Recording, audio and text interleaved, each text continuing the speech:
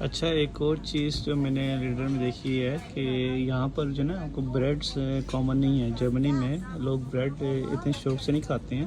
ये इनकी अपनी जो ब्रेड्स होती हैं ये खाते हैं। जिस तरह हमारे वहाँ पे ब्रेड है उस तरह वो ब्रेड यहाँ पे नहीं चलती हैं ना खाते हैं। आपको ब्रेड जो है नज़र ही नहीं आएगी। आप कहीं भी देख लें आपको ब्रेड नज़र नहीं आएगी।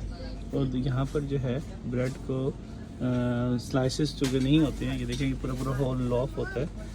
तो इसको अगर आपने स्लाइसेस में करना होता है तो फिर आपको स्लाइसेस के लिए यहाँ पर वो रखते हैं। ये मशीन बता रही है, इसको रख कर और इसको फिर शीशे ऊपर करते हैं और फिर ये स्लाइसेस में काट दी जाती है। और आपके पास जो है ना पूरी जो लॉफ है वो स्लाइसेस में मिल जाती है। उसके साइजेस भी लिखे हुए हैं कि अगर आपने 12 mm करनी है, 14 मिलीमीटर करनी है, 8 मिलीमीटर 10, तो ये बताया हुआ है कि किससे 8 mm पे क्या साइज़ आएगा। It's really good machine, very clever.